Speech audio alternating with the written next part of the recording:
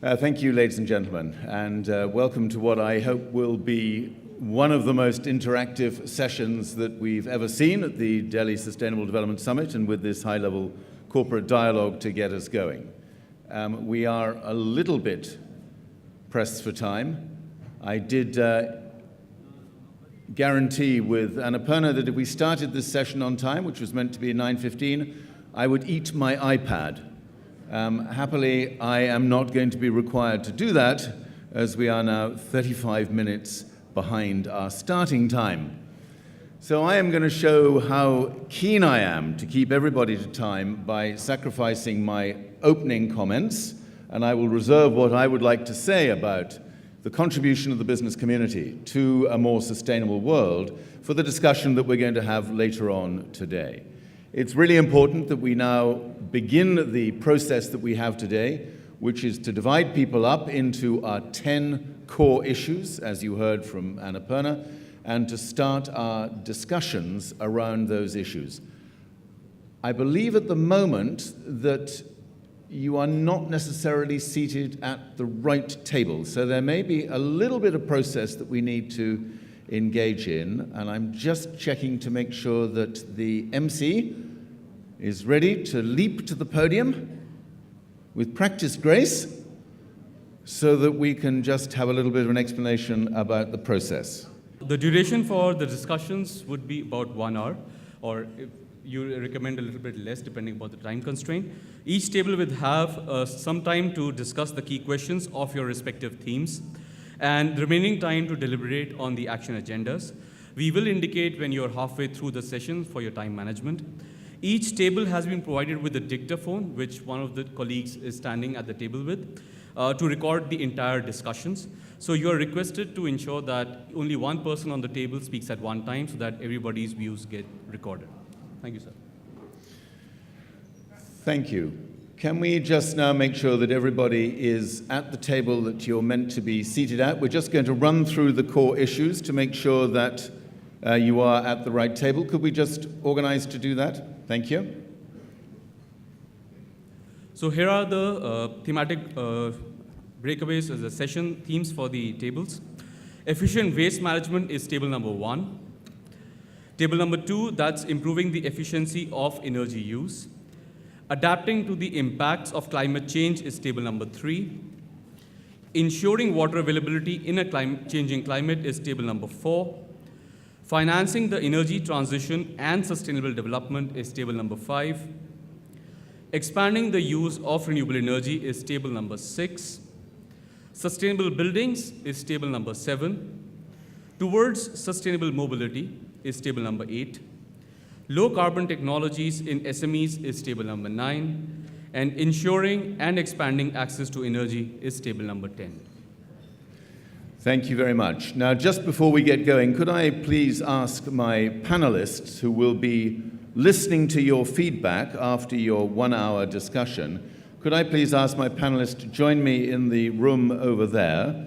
That's Mr. Kumar, Dr. Lohani, Dr. Madsen, Dr. Mathur, Dr. Pachari, if he's there, and Mr. Rule. If you could just join me there, and I will then explain the proceedings as to how we're going to do the panel session after your groups have done the deliberations. We have an hour for this. I hope that you will all have a really good discussion. You have lots of support on your tables, and I wish you well. Thank you.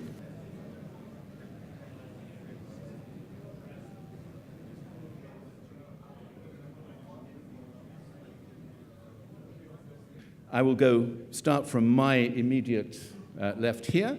We have Dr. Rule here, who is the India World Bank representative with considerable experience in Africa as well. Indeed. Sitting next to him, we have Dr. Lohani, who is the Vice President of the Asian Development Bank. In the middle is Dr. Lohani. For knowledge management and sustainable development. Sitting between those two, we have Dr. Mathur from the Bureau of Energy Efficiency. Sitting next to them, we have Dr. Henrik Madsen, who we've already heard from this morning from DNV GL. And right at the end there, we have Mr. Sushil Kumar, the Assistant Secretary from the Department of the Environment, Forestry and Climate Change with specific responsibility for climate change. Good. Now, you should all have a little gizmo like this. Has everybody got one of these? Because this is where we get really interactive. Now, I just need to explain this once, and I'm hoping that one explanation will do the trick.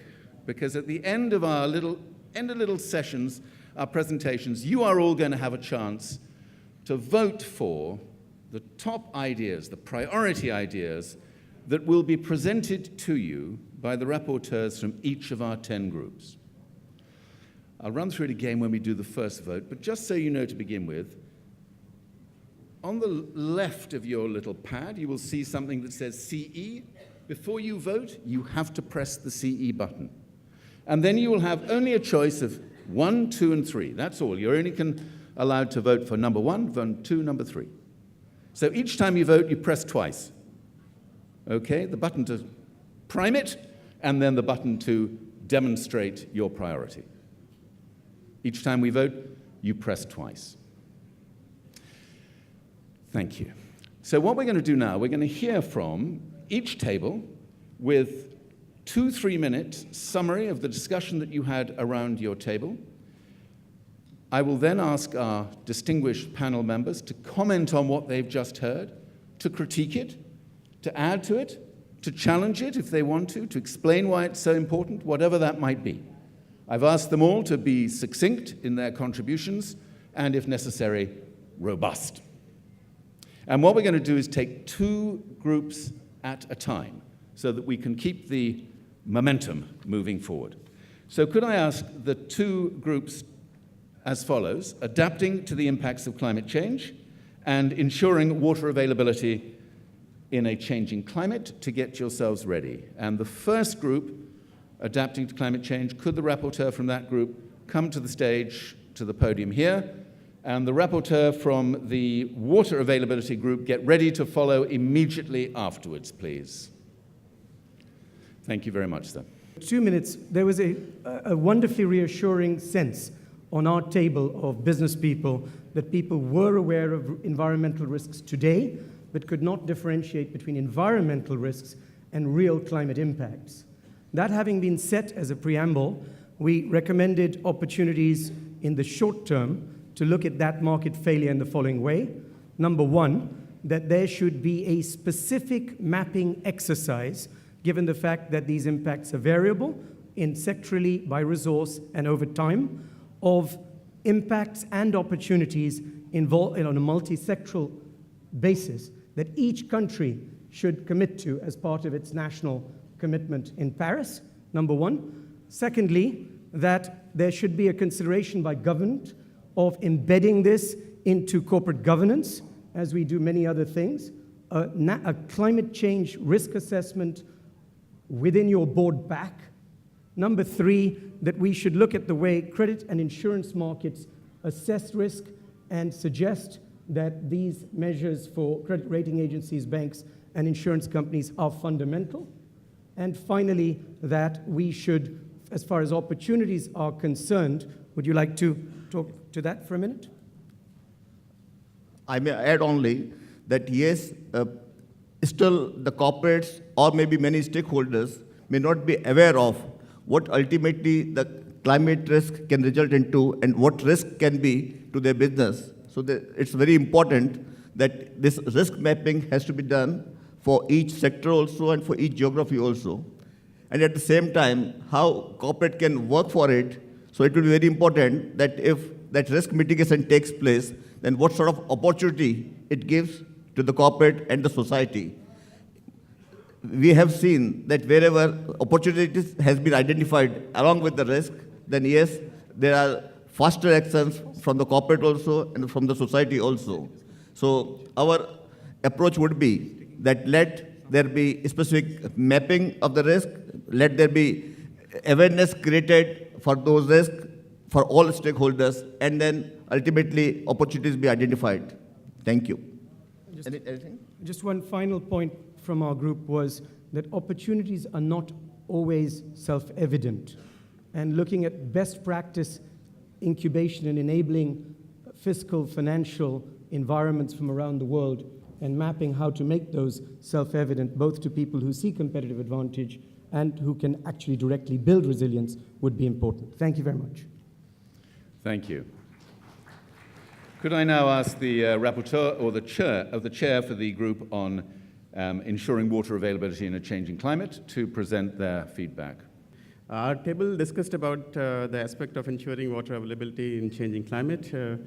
We had a lot of discussion on various issues of use inefficiency, on water pricing, on aspects of water audits, measurements, as well as how different collaboration and decentralized approach needs to be taken up. At the end of the discussion, I think we came out with some short-term and long-term action points, which I'm going to summarize. The first thing that we thought in the short term that is needed at the moment is to have a measurement of water footprint within and across the value chain of the industries. What we also felt that we need to be more aggressive about improving our water use efficiency within the industry, and we could have a target of 20-50%, but what ultimately we felt that industry should be net water positive. There was also a point mentioned about zonation of the industrial and agriculture sector in terms of the water availability that could be taken up in the short term. In the long term, we felt that since valuation of water is not correct and pricing has been really an issue in the sector, we need to explore pricing of water through market mechanisms and scale up the aspects which makes it more rational. We also need to address the inefficiency in different sectors, and therefore we felt privatization of water utility for industry is something that we could take up in the long term, as well as industry to partner with the government and agriculture, in particular as sector, to reduce the overall agriculture water use, or let's say irrigation water use inefficiency, agriculture being the largest consumer of water. Kini, would you want to add? Great summary. Thanks. Just one question, just so that I was completely clear about that. Were you suggesting that the price mechanism is the single most important way of driving improved efficiency in water use? Yes, okay, thank you. Good, I'm going to come to our panel now. Could you please hold in mind both of those report backs that you've heard so that you can comment on either or both, depending on which way you want to go. Mr. Kumar, perhaps I could start with you with your environmental responsibilities and climate change responsibilities. I hope you're all wired up and connected. If not, there are some handheld mics on the tables. Mr. Kumar. Let me just add to what has been said and inform the audience that the AR5 report, Assessment Report 5 of IPCC, now at the top level in each important company, I would suggest that somebody reads it, the summary for policymakers. What we have done is we have already discussed and disseminated that to each ministry, which is nodal for that sector. So the point that was made about climate change risk assessment be embedded in corporate governance, very valid point. But how the climate change is going to affect you differs from sector to sector. And the concerned ministry knows about it. Now, sectorally, we cannot talk to everybody, but what I would suggest is that your board takes the decision, appoints somebody who continuously updates himself or herself on what are the evolving risk assessments. Nationally, we are doing that, and even for state level, we are going to have a geographical mapping, which the point was made. IITM in Pune is doing that. We have informed all states. So sectoral as well as geographical mapping of this risk is either available or very soon will be available to you all. If you don't find it, we are there to guide as a ministry. So that's Thank you. Could I come on to Onno? Could I come to you now? Does that Does what you've heard there reflect your reality as the country director for the World Bank? Are you beginning to see signs of real corporate engagement on adapting to climate change and on dealing with water scarcity? Well, obviously you see that, but you don't see that across the board. And I think therefore the first group is interesting because I like the idea of mapping and I like the idea of showing what the possibility is, but I don't like the idea of just asking government to do that. I think the best knowledge about what is possible in a sector is often in the sector itself, and I think it's also a bit easy to say, let the government assess that and then have us implement it. So I think it'd be great if in a particular industry there could be leadership in the industry globally to look at good practice and then move that across the board. And one of the things that is easy to illustrate is energy efficiency in India. Many buildings are being built or not being built the right way. That's for many reasons, but it's actually a good deal to build them the right way. But when I go to Cannes Market and I try to buy an LED lamp, the guy selling it to me says, "Sir, LED bahut mehenga hai," which means it's very expensive, because nobody calculates the cost of the electricity that I'll pay afterwards. So there's a great opportunity for experience sharing, even in small businesses, big business also, but more doing itself. The other thing is the importance of targets. I love the water idea of setting targets. Targets for fuel efficiency really transform the car industry. They could be more aggressive in some countries. But targets for water use are great. So I think pricing water is good, but I think setting targets for efficiency are also good, because fuel is also priced, but setting targets in addition to the just pricing mechanism is very important. Thank you. Dr. Lohani, would you come in there? Thank you. Thank you. Two comments. First, the focus on climate risk assessment, including disaster risk management, is right on dot. This is really the most important challenge, at least we're facing as an investment banker.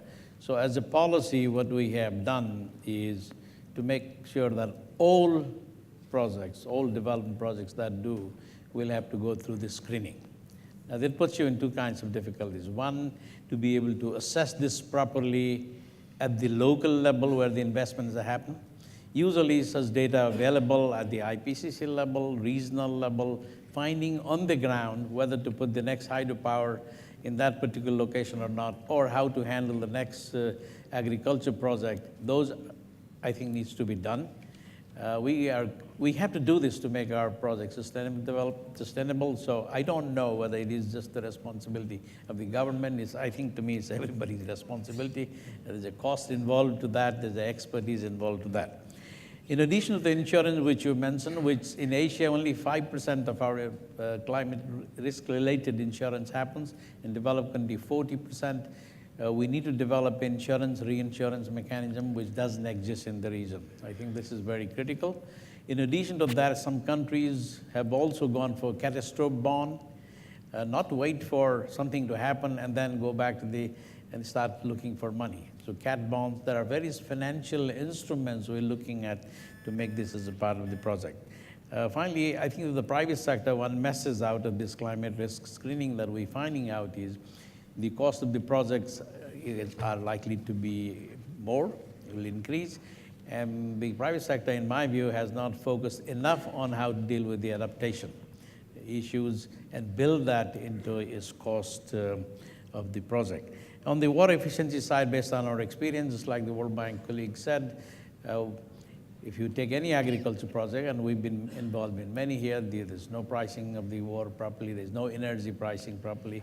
But more importantly, including additional dimension is the food. Even production per hectare in some areas is low.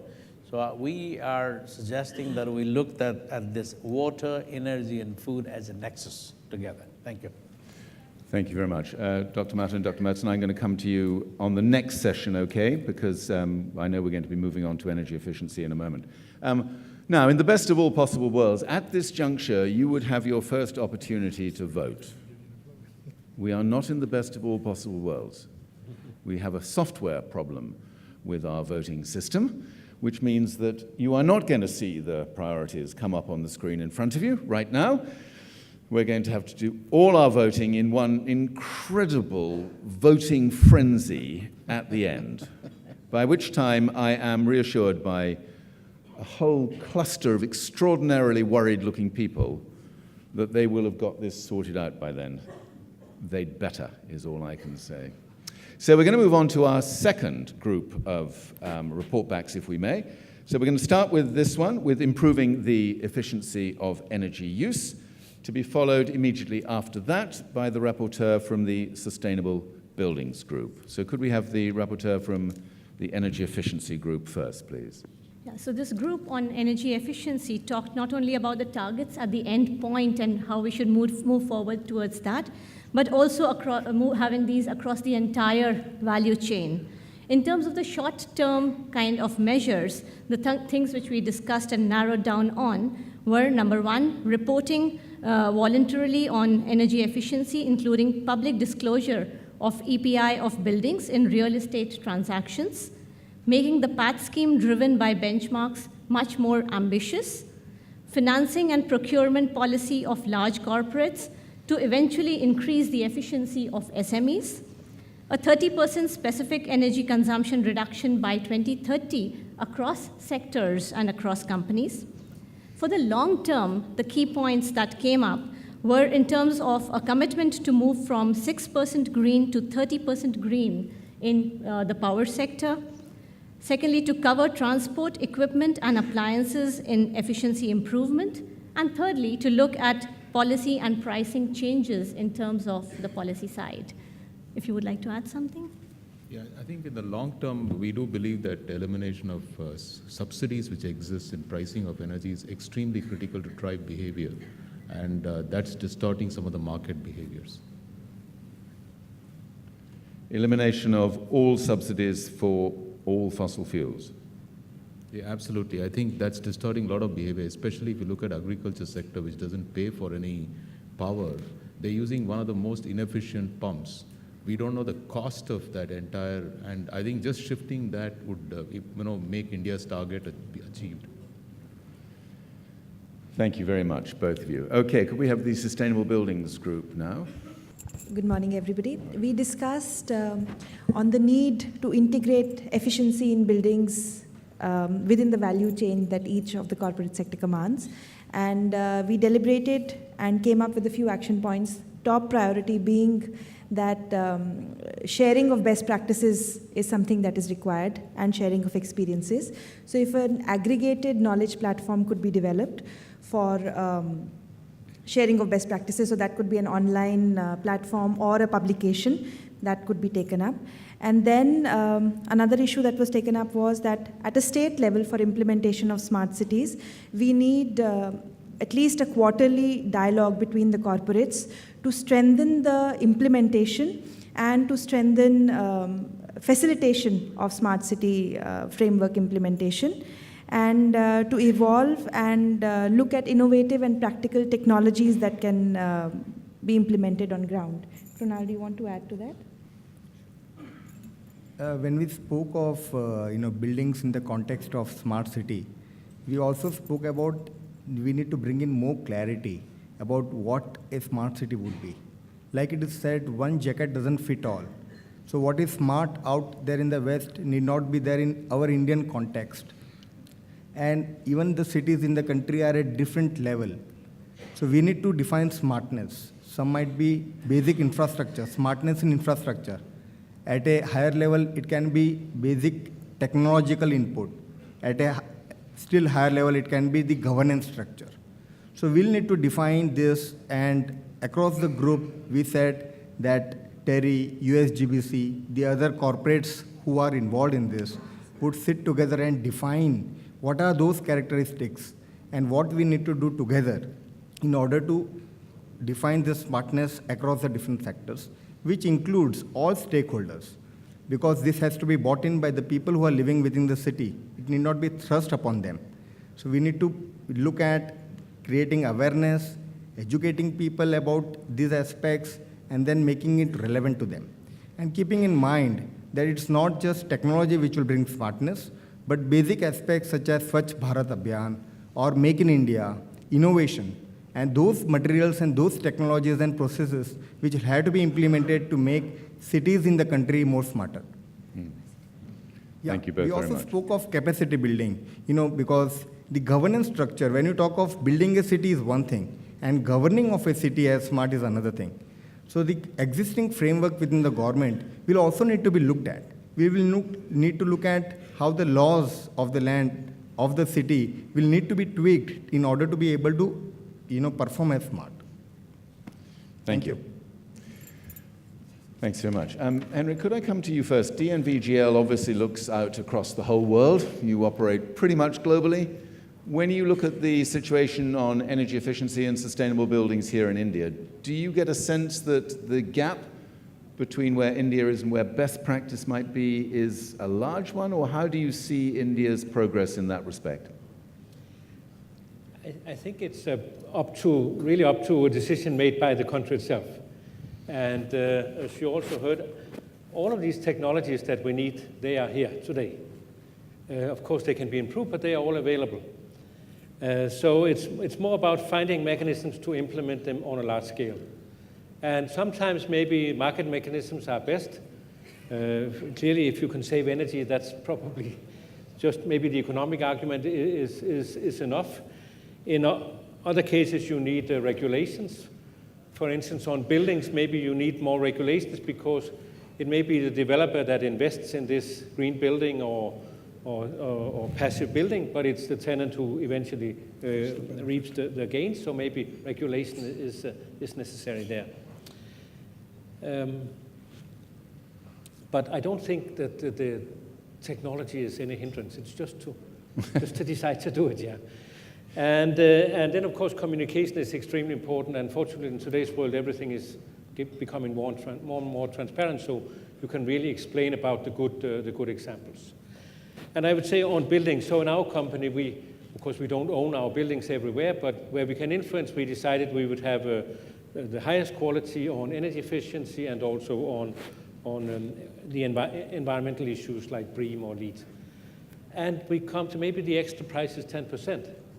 But for instance, the fact that you have a good air quality in your office means that nobody gets a headache. So that's gained by productivity improvements in a very, very short time. Yeah. So it's really, for me, a no-brainer to do that. Dr. Mata, could I come to you now? Would you go along with the idea that technology isn't really the issue? It's all about what's going on in our brains and what's going on in our policies? I'll follow what Mr. Mattson said. This is always a trade-off between regulations on the one side and business models on the other. Technologies are not a problem. However, how you achieve large-scale replication is an issue. You can have regulations, for example, in buildings, but then the question becomes, how do you enforce it? And the point that was made about capacity building, say, of how the enforcement would be done. Nobody in this day and age wants more inspectors, and consequently, how do you get self-enforcement, self-certification in place, because this is something in your own interest. That's one set of large issues. The second is about business models. The technologies are there, but if they're so expensive, as Ono just mentioned, then we have a problem. It's not that this is an insurmountable problem. In the last year, 2014, we created a public sector company which started procuring LED bulbs in bulk, gave it to distribution companies who would provide them to homes and get it back. The first tender that we did, the price was 310 rupees for a 7-watt LED. In the second one, it dropped to 204. In the third one, to 141.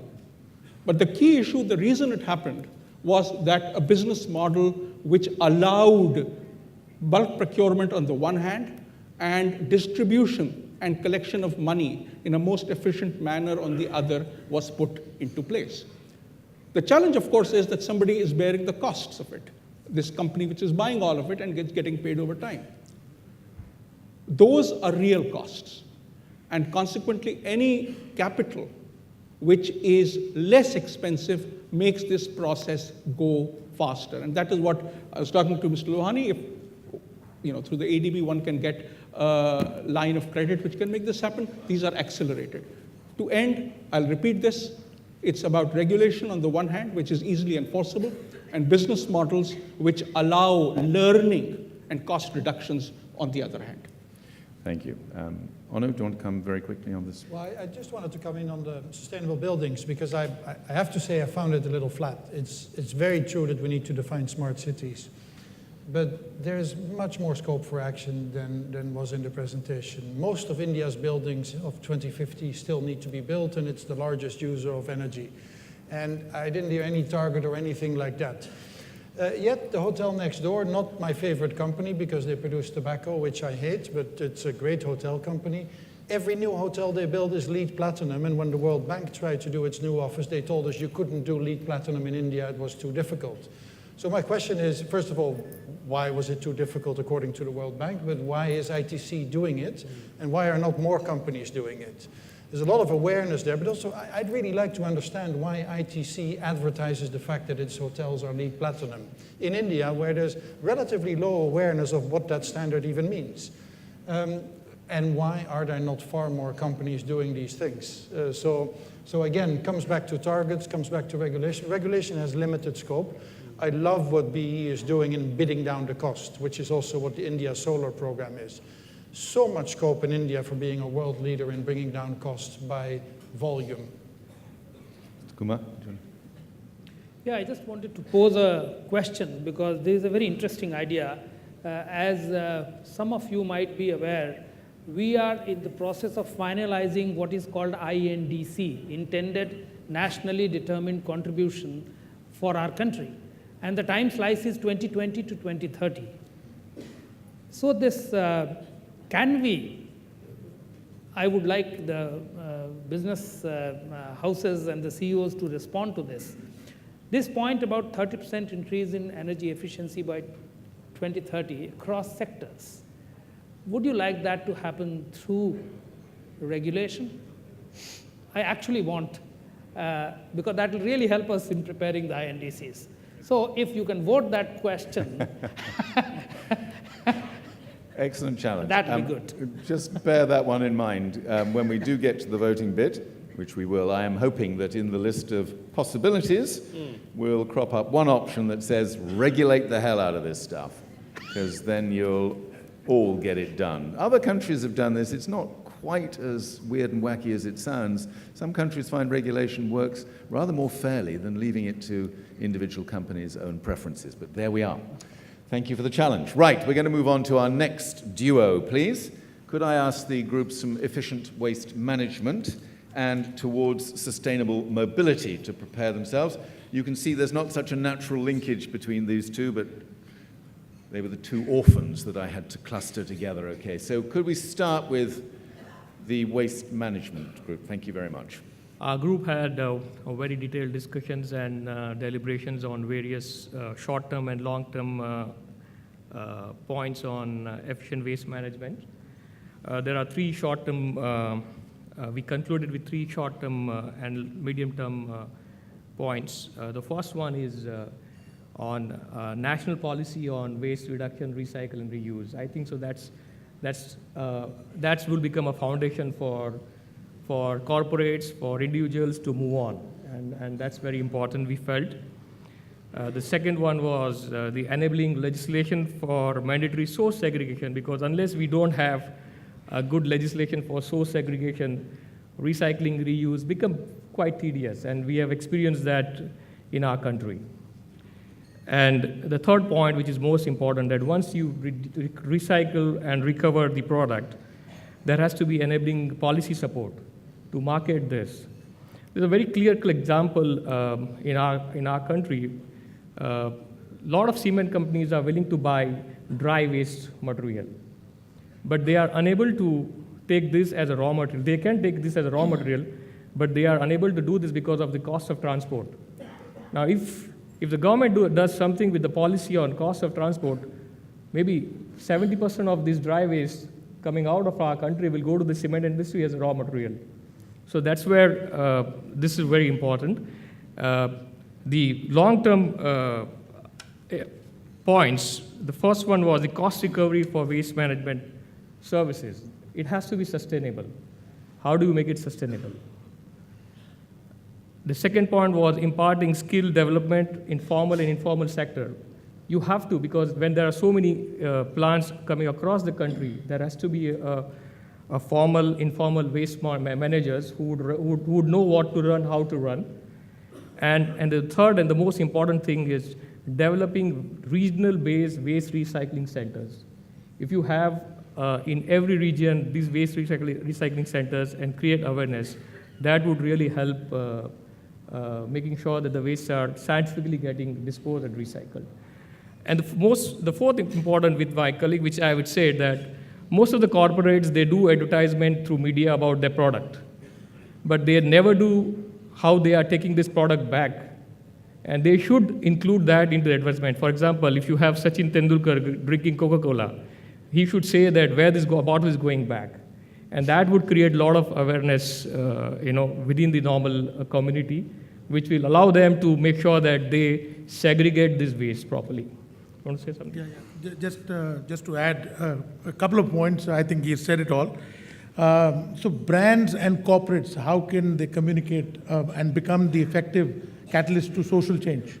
And that was something which was discussed. One more point I would just like to add is regulation versus self-regulation. That was discussed at length.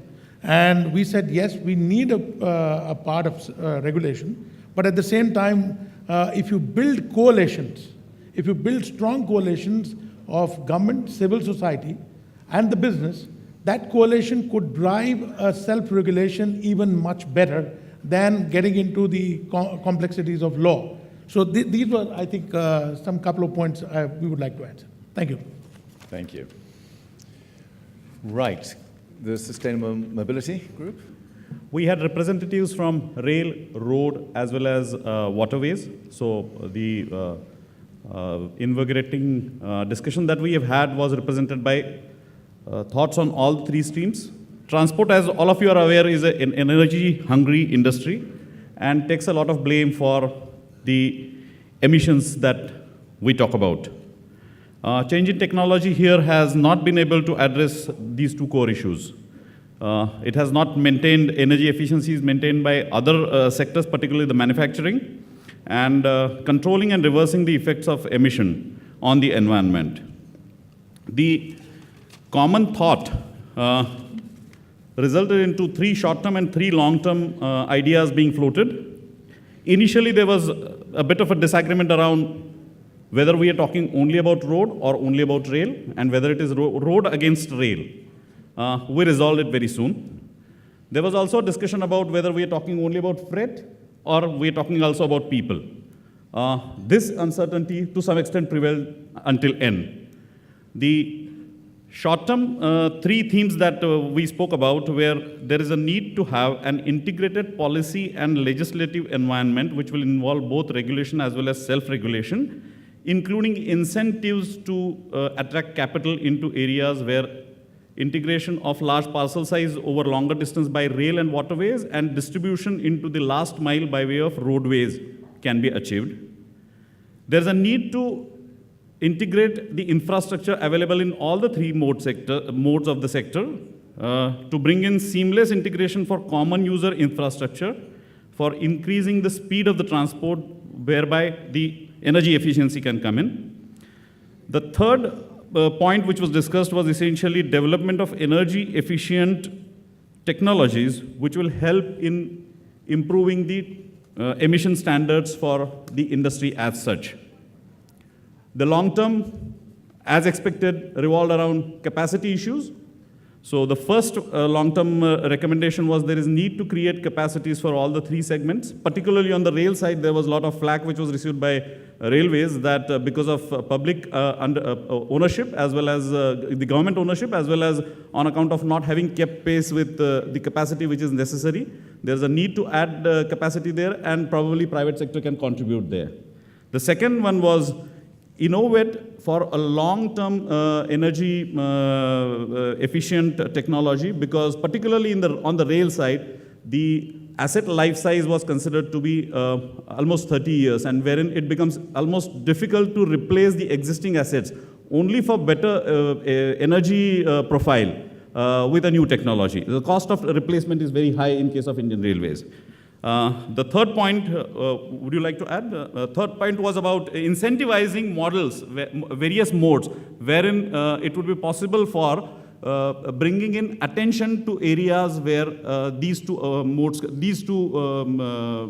objectives can be achieved. And to reach out to these goals, it was agreed upon that there is a need for increased dialogue between the corporate India and between the government, because private participation is something which is very much required to improve the efficiency of the sector. That's it. Thank you. That's Thank you. Big point. Thank you. Right. Panel, could we possibly deal with waste first and then go to transport, or do you want to do it the other way around? Should we go to, let's do the waste one first and have a little bit of a session on that and then come to the transport. Who'd like to leap in on waste issues? Dr. Lohani, you look like you're primed for waste. No. Thank you very much. I think I'd like to put one information in the context of this discussion. One is, by 2050, all assessment says that almost 80% of the Asians will live in cities, megacities or secondary cities. It also shows that, the study also shows that 70 to 80% of our greenhouse gas will come from cities. It also shows that our economic growth is going to be in these primary or secondary cities as we see. And therefore, it is natural that when we think about waste management, we got to put an increased emphasis on the cities. What the groups have said are right, but to me, one of the biggest business that we're seeing, and we're investing quite a bit from the ADB to the public-private partnership, or sometimes just private, is on the waste to energy. There's a tremendous business opportunities, and frankly, you don't need much regulation here, except there are some basic requirements to make this happen. The second thing is the thinking process, which is required on, listen, in ADB we say 3R, reduce, reuse, recycle on everything that we do. So these are the 2 points I would make. While I'm saying something on the transport, I might also say... Can we hold the transport? Yeah, we're going to hold transport, yeah. Yes. Who else wants to come in on waste? Mr. Kumar? On waste management, one of the things that we have observed through the green awards that CII gives is when corporates put into place procurement policies that integrate the waste buybacks within business-to-business transactions, which is much easier to do and is a first place to start. It makes great sense.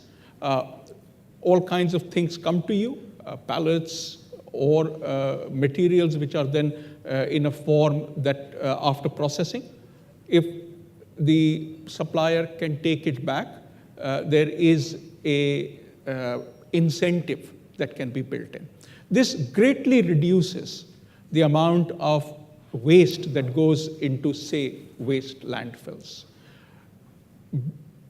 Business to consumers, it's a little more difficult, but I think that's where it's needed. For example, one of the things we are grappling with, but don't have an answer, is what to do, for example, with collecting old CFLs. It's something that needs an answer, and the only answer is that the suppliers commit to buying it back. Add 5 rupees to the cost, add 10 rupees to the cost, but put in a collection system. Let me respond to just two important points on waste management. The first is regarding regulation versus self-regulation. Now that's the direction in which we are moving. And I think most of you would be aware that real-time monitoring stations for emissions as well as effluents has been made mandatory, and it has to be installed by 31st of March of this year. The directions were issued in February last year. Now, the entire purpose of that is to have a self-regulation so that nobody visits and you know yourself what is the level of pollution and waste that you are generating. On another issue about national policy on recycling and reuse, we are in the process of revising e-waste rules, the municipal solid waste rules, etc., to give incentive to this. And those of you who work in that sector would probably know that Ministry and CPCB, we have been interacting. Personally, I have been interacting as Chairman CPCB with most of the associations on these fronts. So that's the direction in which we are moving. And anybody is welcome to give suggestions. This is the time. Thank you. Thank you. Okay, quickly on to sustainable mobility and transport. Just time for a couple of questions here. Henrik, can I go to you first and then on and come to you? Yeah. So I would like to make 2 points on sustainable mobility. First of all, there's still a lot of technology that can be developed, and we see our cars are more efficient than ever before. There are now regulations, actually global regulations, that ship must be 30% more energy efficient within 10 years, and the technology is there. So on the technology front, there's still a lot we can do. The other point I would like to make is on what are the fuels that we are using. I personally think that in, let's say 2050, our children will talk about this period where we were burning oil in combustion engines. First of all, it's a waste because oil is a very, very important and valuable raw material. And by that time, we'll have cheaper and greener alternatives. So I think we should have a vision that by 2050, all heavy-duty transport, so that could be ships and trains and trucks, could run on gas, natural gas or biogas, and all light transport on electricity. And then we can save oil for much more important purposes. Thank you. Arne? 2 points. First of all, on fuel shifts, very important. India actually has a fantastic success story in terms of the CNG for public transport, but it has a counterbalancing disaster story of moving everybody in diesel-powered cars, which now causes incredible levels of air pollution. Great potential because India has actually shown to be able to do positive fuel shifts, so just to buttress that point. The other thing is missing from the transport discussion is modal shifts. It's true that it's very difficult to make railways more efficient quickly other than managing them more efficiently. But if you move anything from road to railways, you've got a fantastic gain even on current technology in the railways. Correct. That, of course, means that you've got to focus on improving the functioning of the railways, which the railway minister who was at lunch is trying to do. Not just freight, but also goods, also people. People who don't take trains take airplanes, which is even far worse than the roads. So any plan for sustainable transport must look at how you can promote modal shifts in a realistic manner without forcing people to buy a service they don't want to buy, because that obviously doesn't work. Thank you very much. Right, I have hot news from the voting bunker that we could do some votes now. It means, of course, you will have to take your minds in a very agile way back to the report backs that we had on adapting to climate change. I think the purpose of this little glitch in the system is to remind you that this is all holistic. It's all interconnected. We tend to see things as single issues. As you all know, there's a complex web of relationships between each of these different issues, and we're just testing your ability to do that holistic thinking. So what is going to happen now is, I'm saying this with slightly less confidence than I did at the start of the session. What is going to happen now is that on the screen will materialize in front of you 3 short-term priorities for adapting to climate change. Let's just see if that bit works. Yes, it does. These are, okay, brilliant. We have the 3. Now, remember the voting story. You have to press the little button on the left side of your pad first, and then you can either vote for 1, or you can vote for 2, or you can vote for 3. Please don't try voting for all 3. It won't work. If you need to change your mind, you can. Just press the little button on the left again and cancel your vote. But we're all hoping you're going to be incredibly decisive and move instantly to a vote so that the result can instantly come up in front of us. So I'm not going to give you very much time, to be honest, because otherwise we'll be stuck here for the whole of lunch, and I think you'll all get very grumpy indeed. So can you press the little button on the left and then vote A, B, or... Oh, my God, we got D now. Where did that come from? Honestly. Okay. Right, get voting. You can apparently go vote for D as well here. A, B, C, or D. Please start voting now.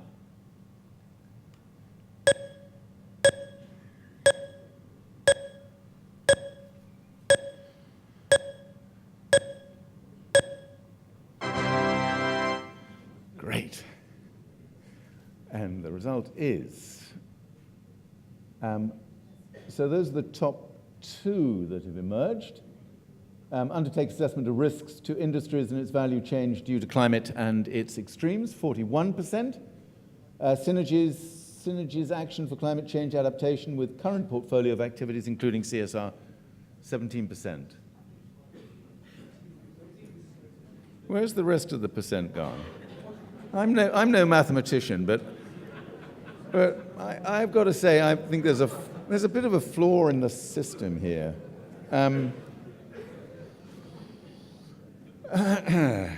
Well, listen, don't worry.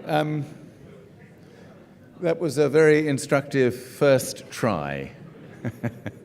All software needs to be tried, as you know. Happily, for adapting to climate change, there were no long-term priorities because we obviously will have done it all or died. Right, we're going to move on now to the water vote, if we can. So could we flash up the ensuring water availability in a changing climate? These are the short-term actions.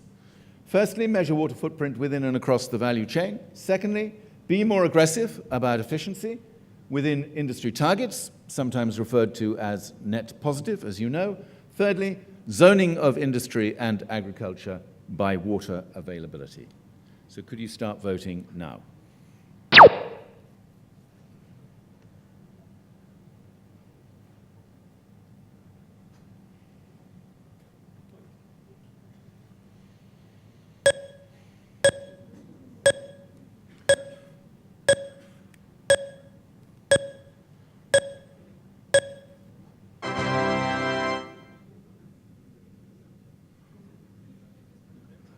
Hey, that looks like 100% to me.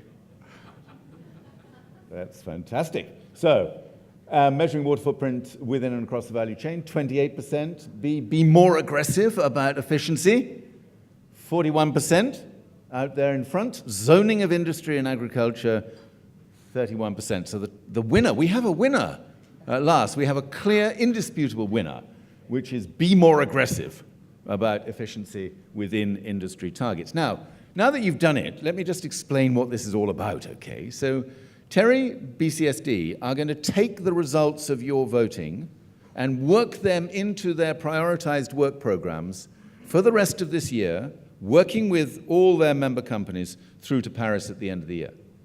So there is a purpose to this process. It will show what you as a group of representative companies here in India think about prioritizing these different aspects. So that one, for instance, will go straight through into the portfolio of prioritized action points for Terry BCSD.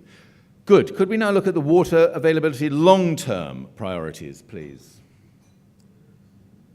A, explore pricing water through market mechanism, scaled pricing for usage, price according to how much you use. Privatize water utility for industry is B, and C, industry partners with government and agriculture to reduce agricultural water use. Could you start voting now, please?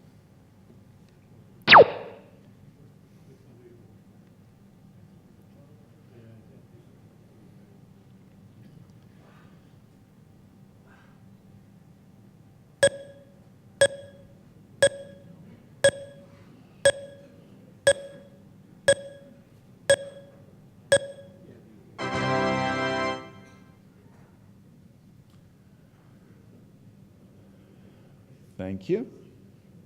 Right, explore pricing water through market mechanisms comes right at the top. Nearly 50% of you voted for that. Second is the industry partnering with government and agriculture to reduce agricultural water use at 38%. And third, privatize water utility for industry. Thank you. Right. I'm not going to risk our luck now by taking a third one. We'll have a few more voting sessions in a moment, but if I may, I'm going to move on now to the next two issue groups so that we can hear their feedback. So these are the two groups here. Ensuring and expanding access to energy. Could we get their representatives, please? And low carbon technologies for SMEs. I'm happy to report that this particular group was oversubscribed and a lot of us had to actually stand. There was a lot of enthusiasm amongst the group members in terms of the issues that were discussed. We've divided them into short and medium, long-term goals.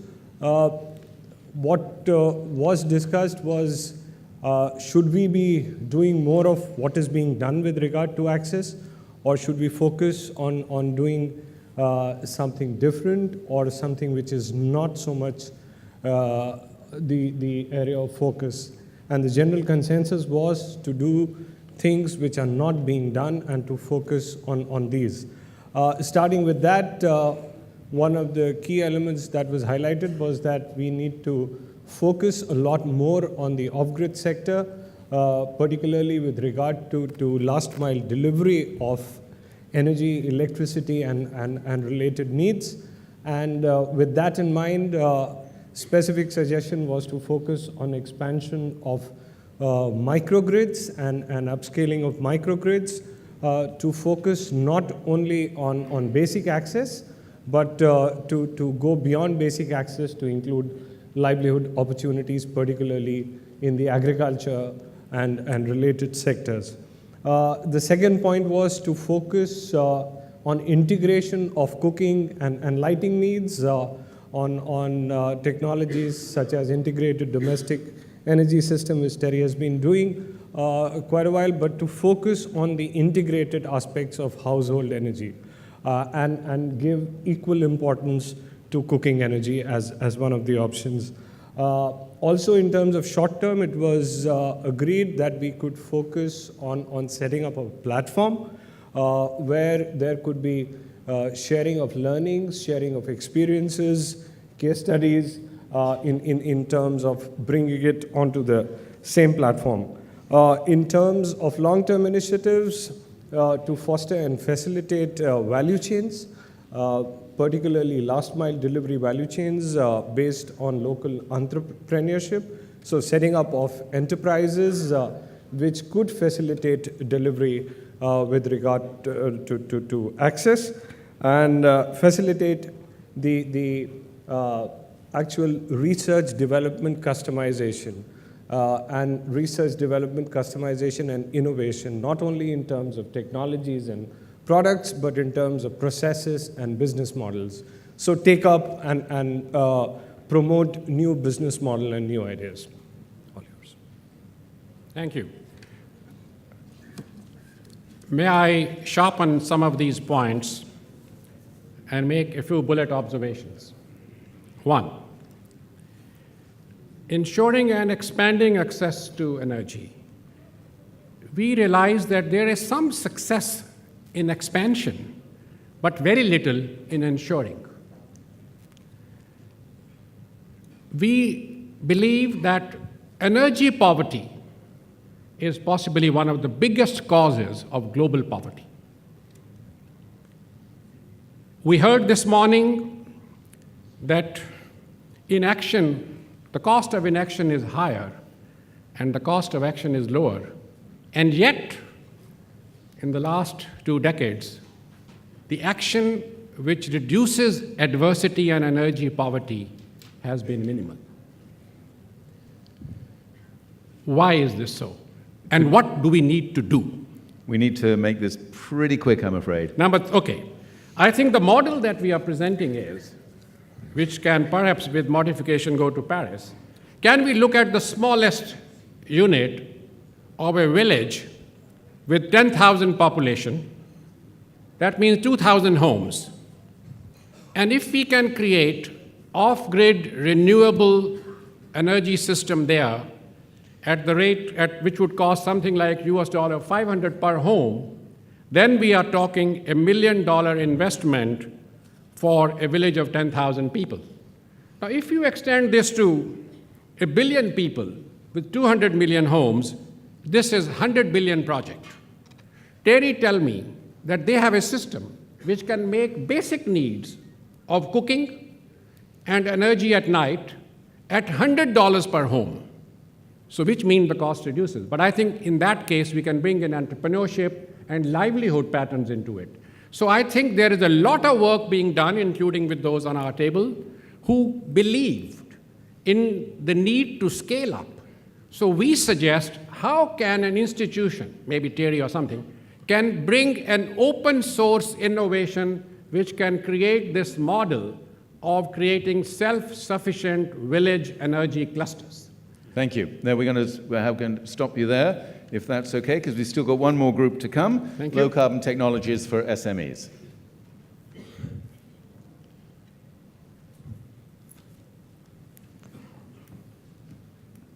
Good afternoon. The group deliberated on SMEs, and we found there's no single solution fits all because there are different segments of SMEs requiring different actions. So we segmented SMEs into 3 of them. The first one was the easier one, which are part of the value chain or supply chain to the large corporates. And here we are saying this is something which is already happening, and it should happen more, where the large corporates drive the energy efficiency in with their vendors, providing them whatever required in terms of technology, in terms of hand-holding, in terms of finance. And the gains of that get shared between both of them. Now, this is a model which is being successfully done by the corporates, some of the corporates, and the idea is that if this can be extended even more than that. For this segment, the second part of the thing which we are saying is the corporates can go to the second level of, like they deal with their own employees and educate them as to how can they be energy efficient and more sustainable, not only at the workplace, through the small group activity, as well as in their homes and villages. The same thing the corporates can take it to their suppliers and to the vendors' staff who do not have the capacity to do that themselves. We're also recommending that this part of it, the second part of it, comes under from the CSR budget of the corporate on that. The segment 2 we're talking about is the supplier, the manufacturer of energy-intensive small appliances for home, etc. And here we are recommending that the work being done by BE should be intensified further, and more products should be covered under the BE star rating, and the awareness through the mass media should be brought to the consumers as to why the higher starred rating product could be beneficial for their long-term requirements. The segment 3 is the most challenging one, which is the agriculture segment, which is a large energy consumer. Here, obviously, there's a very low motivation for anybody to do anything because there's a free power or the subsidized power, and therefore there's no, and obviously a long-term thing is how to get out of subsidies. In the short term, the only solution we can come with, and it has been successfully done, is who is the stakeholder here? I think the stakeholder is the DISCOM, who is actually bearing the pain of the larger consumption of the energy, and we're saying that DISCOM, along with local partners, actually distributes and maintains and higher efficiency pumps to the villages with the proviso that they will continue using it through a local CSR partner and ensure that they are used, by which the DISCOM at least, and I'm told it actually is a business model for DISCOMs, and they do save money whilst investing in higher efficiency thing. Okay, could I ask you to hold on the long-term ones for now, because we're running very short of time. No, this has covered both long and that was both long and short. There's That's no brilliant. So therefore, nothing on that. The last single one is to create public funding mechanism for frugal technologies targeted at SMEs, which are energy intensive, and SMEs like small foundries, etc. So that covers everything. Shantanu, you want to add anything? Thank you very much. Good. Right, now, gentlemen of the panel, you can tell that time is compacting as we go along here. We still have 2 more groups to hear from, and we still have 8 more groups to vote on. So that's 16 votes, 2 more report backs, 3 more panel comments. So I need you to be really tight on this if possible, and only volunteer to speak if you've got something really significant to say. Please don't be put off, though. Who'd like to? I'm interested, if I may, Onno, if I can come to you. Access to energy, a big deal for the World Bank, big deal for development banks around the world. How do you think that's all working out? Well, I don't know. Let's keep it really simple. Bangladesh has revolutionized access to energy and solar. So why should we reinvent the wheel for once we can learn from Bangladesh and replicate that at the scale of 1 billion? That's succinct. Dr. Lahani, would you like to? Maybe Ajay should speak more later, but to us, access to energy is a huge agenda. There's a global agenda. We have a target in our case of providing access to 100 million people by 2016, either to connect them to the grid or on standby systems for them. I think there's enough know-how now to do this. There's a lot of knowledge sharing that is required. We need to be able to scale up and we should have some cheap money. Maybe we should have more institutions working on this at the grassroots level, at all levels, to make this happen. This is this agenda that I think very much on the table to undertake. Maybe, if you allow, I think this gentleman has more knowledge on India. Dr. Mathur, do you want to add to that? One key issue: how do we ensure that we are able to get energy, whether it's electricity or cooking fuels, to people at prices that they are willing and able to pay? Again, it's a matter of business models. The Bangladesh business model is something that worked. I think we need to find out business models that work for different classes, different income groups, for different geographies, and for different technologies. Thank you. Quick thoughts on SMEs, and obviously critical to get this uptake across the whole base of industry. Anyone like, yes, please? All experience shows that it's not that SMEs don't know about low carbon technologies. They do. The challenge is to get an adequate attention, adequate time span of the entrepreneur. Remember, he's the chief marketing officer, he's the chief technology officer, he's the chief financial officer, he does everything. Does he have the time to find out what technology makes sense, which supplier makes sense, and do the financing? You're asking too much of him. Local service providers who can provide this as a package is where the answer lies. Thank you. Right, we're going to move on to the report backs from our last two groups. So this is expanding the use of renewable energy and financing the energy transition and sustainable development.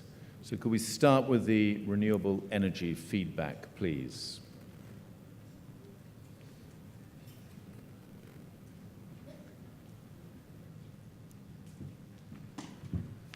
Thank you. Expanding the renewable energy, we focused on the industrial use of renewable energy and the industry of renewable energy. In terms of short term, one idea that we all agreed is that industry needs to come together and build their own renewable energy through things like group captive and all the enabling regulation for that.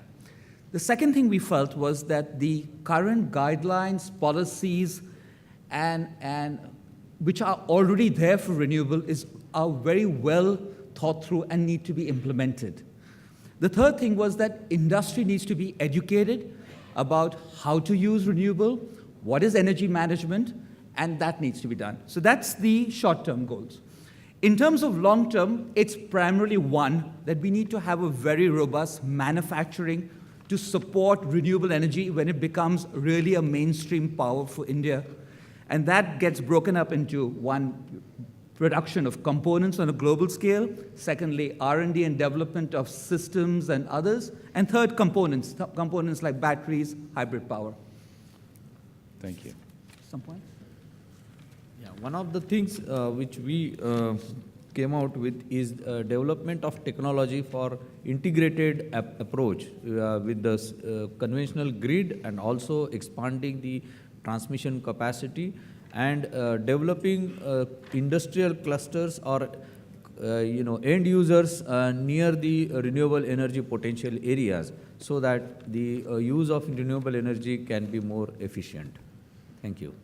Thank you very much. And last but not least, we're going to the financing the transition table. None of this works without good finance models in place. So our overall discussion was under the broad umbrella, how to unleash market-driven forces within the private sector by lowering cost of capital, improving returns, and doing it in a way that is driven on commercial grounds. So from the number of recommendations, 2 stand out. One is that the existing banking sector in India has certain allocations for priority driven programs, and adopting energy and certain driven energy areas within the priority sector for banks would open up the availability of capital, which is otherwise tied up within the banking system at a lower cost and more broadly available. And the banks themselves are very efficient at how to make the lending decisions. A second one, equally something that could be implemented, but with government involvement, is the establishment of green bonds, either issued by the government or perhaps by a government agency, which carry the credit of the government, but which in fact provide private sector financing for capital projects. Both of these models are proven to work elsewhere and certainly can work within India. Thank you very much. Right, I'm going to come to our panel now. Can I suggest that I'm just going to go along the row, if that's all right? And this is your final comment, either on renewable energy or on financing, whichever one you want. We will be able to take a couple more votes after that quickly. So if you can use this to conclude your sort of thoughts about the session as a whole, particularly through the context of expanding renewable energy and new finance models. Onno, do you want to kick us off? Okay, so on renewable energy, I think the greatest opportunity for India is to really expand on the platform that the National Solar Mission gives. India has very ambitious goals. It can achieve those goals. Based on those goals, it will be a global leader. It will be a global leader in driving costs down, and it can develop manufacturing opportunities for Indian companies. It doesn't require much adjustment of existing policy. It's a fantastic opportunity. On financing, I really liked the ideas. We usually don't like directed lending at the World Bank, but if you're going to direct lending, please direct it to renewable energy. That's a great idea. There's also other things you can do with the banking sector. Green bonds, good idea, but a little bit idealistic in practice, because bondholders are likely to just go for the best return. So I'm not sure it's going to work. On the overall session, I think it's great that we have a dialogue, corporate dialogue on these things. I think we're making progress compared to last year when we had a dialogue similarly, and the ideas are more concrete. They're a little bit more ambitious, but I do want to say that the urgency is greater than the ambition that comes out of the dialogue, and I include myself in that. The truth is, next year we need to be even far more ambitious and concrete with our ideas. On renewables, the challenge is expand volumes, bring down costs. And I'm going to again repeat something which you may be sick and tired of hearing. It's really about business models. How do you as a corporate make money by investing in renewables? If there isn't a business model, you will not come in. I've talked about business models in many of the sessions. Let me finally say that if you've got the business models right, there are ways of enabling financing. What do we need as financing? Whether it is from local banks or international funds. What all of these projects can guarantee is a risk-adjusted 3% return, pretty good by international standards. If you look at the Indian rupee over a 25-year period, it's always the depreciation versus the dollar has always been less than 3% a year. If money is available at 6% and you have the business models, there really is no issue to large-scale replication. Thank you. Dr. Lohani. Thank you. If you look at the global data today, the private sector is already doing bulk of the clean energy work. It's about 50%, 58% in their territory, 42 about that in the public sector. As Ajay rightly said, the business model has to be right. Many of these have been possible because of some kind of, sometimes the subsidy like feed-in tariff and other means. But one interesting area that has worked for us is this public-private partnership, where you're able to bring in relatively cheaper money to blend with the private sector's money and make the whole business model viable. Such concessional funds, fortunately, are available today. There are clean investment funds of $7.2 billion. World Bank ourselves are recipient of that. There are some generous donors which have provided us some money, which could be interest-free or even 1% interest with the private sector. I think the financial engineering and blending all of these to make the project viable has become a business, and we have been very lucky. Therefore, in my bank, at least, the private sector does more clean energy projects than the public sector at this point in time. And I fully support Aziz on that. But I must request the private sector. The private sector has not opened its business in the adaptation side. I know it's difficult. Earlier, first group said the risk mitigation was important. Again, this is where we like to urge private sector to start paying more attention. It's difficult, it's complex. All the more reason that the PPP or finding a business model is good. On the green bond, we do green bonds. World Bank does green bond. IFC does green bonds. I think I'm the same as with my World Bank colleague. What has helped us in the bank, ADB, as this is, when we did about, let's say, $500 million green bond, this money is locked in for that purpose. So sometimes it helps you to create a pipeline in the bank, push the agenda a little better. We have done the same for water bond, so that the water pipeline will certainly build up. It's a good internal tool, but otherwise, like my World Bank colleague said, we are in the same directions. So private sector, I think you need to really stretch out yourself to the public sector and other kind of resource available to make this business a real better business in the future, because this is gonna be there for a long time. Thank you. Thank you, Henry. Yeah, on renewable energy, so already today, wind energy on a good side, and solar energy is competitive to all other electricity generation technologies. What I would hope is that some of the subsidies to hydrocarbons could disappear. That would help the renewable energy. And secondly, that also we accept that if we look at a renewable energy like offshore wind, it may be necessary to give subsidies for 5-10 years to get the cost down 40%. But it's only when you get the scale and the industrialization that you can get the cost down. But I'm sure offshore wind can be competitive with anything else in 5 to 10 years' time also. Yeah, just a very small point, and that is I'll exhort the CEOs to rise to the occasion in two fields. One, in bringing down costs, and then providing off-grid solution to rural needs, rural energy needs. Thank you. Right, we are now going to have 8 rapid-fire votes. This is going to test your fortitude. We're going to start with the waste management one. Remember, this was the one where Mr. Kumar said that he hoped that you would prioritize whether or not we need to use regulation as the principal driver of change in business here or not. So we've got 3 priorities now, short-term priorities for the waste management sector, hopefully coming up on the screen now. Yes, over there. So there we go. ABC, A, national policy on waste reduction and recycle. So that's going for policy enabling legislation for mandatory source segregation of waste for effective dry recycling. C, enabling policy support for promoting markets for recycled products and transportation.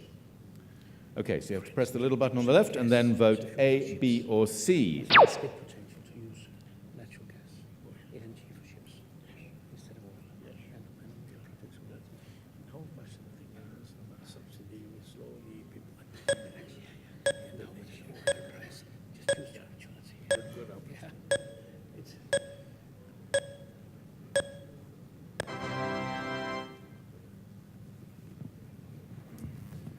Well, there you are, Mr. Kumar. You have your answer. 42%, enabling legislation for mandatory source segregation. Second, number C, enabling policy support for promoting markets. And last, national policy on waste reduction and recycling. So you're going to regulate before you have a policy. That's neat. Okay, can we now move on to the long-term waste management ones, please? Again, there are 3 options here. A, cost recovery for waste management to make it sustainable. B, imparting skill development in formal and informal waste operations. And C, development of waste regional recycling infrastructure. Okay, if we can move to the vote, please.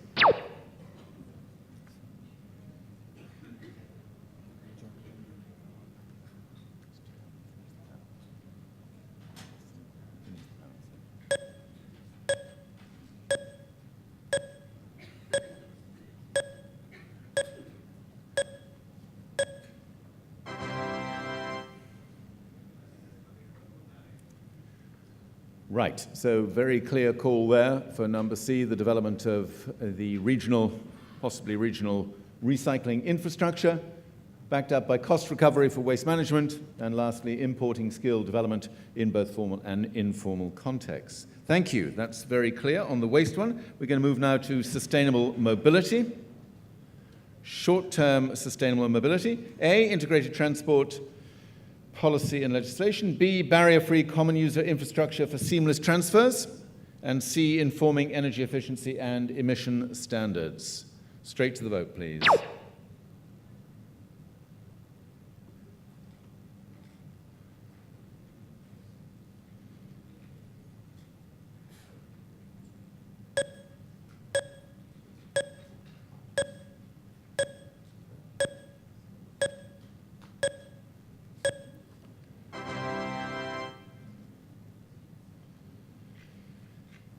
Right, integrated transport policy and legislation comes top of your poll here with 42%, then the barrier-free common user infrastructure, and then lastly, informing energy efficiency and emission controls. Thank you on that one. And now the long term, please, for sustainable mobility. A, create capability for sustainable transport systems. B, innovation for energy efficient and low emission technology, and C, incentivizing development of rail and transport systems as a backbone for long distance, with road as delivery vehicles just for the last mile. So that's basically the rail story. Okay, could we vote on that one, please?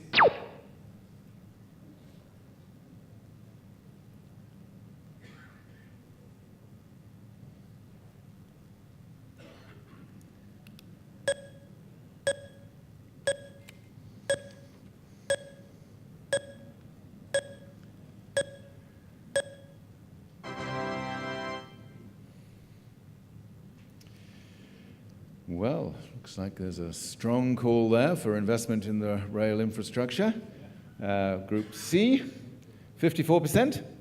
And then the last two, A and B, more or less equal on 23% each. Again, a very clear choice there that you've made. Thank you. That covers the sustainable mobility. You've really got the hang of this now. We're going well. So keep at it.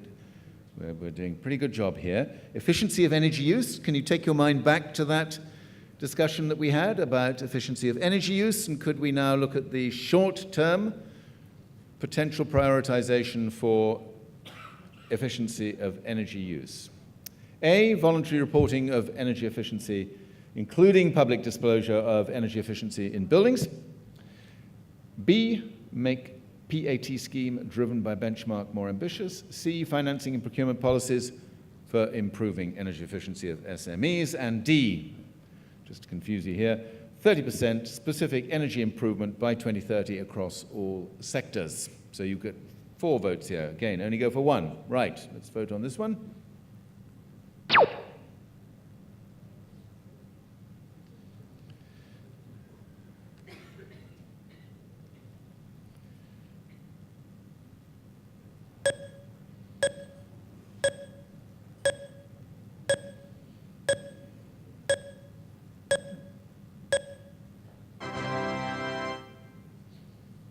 Dr. Matt is looking worried. Oh, not too bad. Okay. So 40% have gone there for D, 30% specific energy improvement by 2030. I always think 2030 is far enough away not to worry people too much. Hang on a minute, I didn't quite get through all those. Doesn't matter. And then financing and procurement policy, that was for SMEs, if you remember. And then A and B, bringing up the field there. Okay, the long-term energy efficiency prioritizations, please. Just 3 here. Commit to move from 6% green to 30% green energy production by 2030. Interesting one to bring into efficiency of energy use. B, cover transport, agriculture, equipment, and appliance manufacturing for output efficiency norms. I think that probably means appliance standards there. And C, policy change and price of energy, removing of all subsidy, as you heard. I asked the follow-up question there, removing all subsidy. Right, could we vote on those 3 really critical prioritization ideas?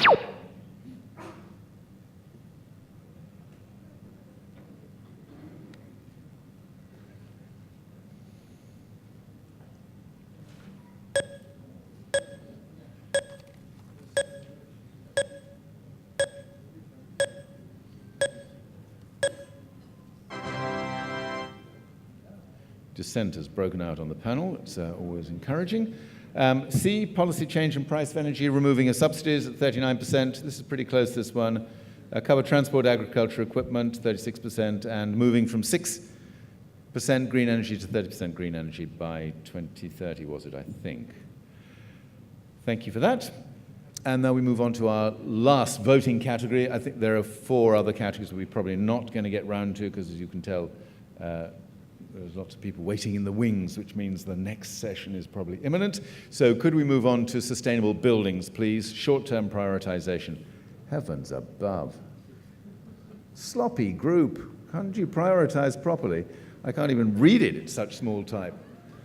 Okay. Terry and USGBC commit to aggregate ideas, expertise, issues, technologies, and so on. B, education capacity building of employees, customers and vendors, and technocrats. C, define methodologies, tools, and expertise. D, quarterly corporate dialogues for exchange of ideas. E, define role of stakeholders and communicate suitably to decision makers. And F, develop campaigns and platforms to raise awareness and develop tools. I'm assuming that they'll allow us to vote as far as F. It's a bit irregular, but let's give it a whirl. If we could start the voting now.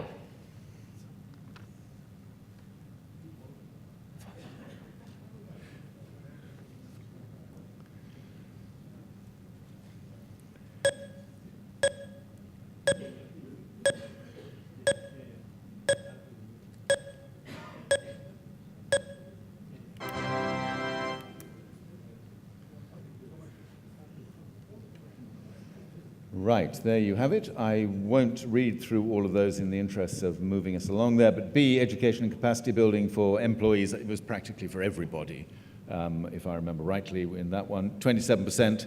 Clearly a need to increase capacity across the different sectors there. So thank you for that.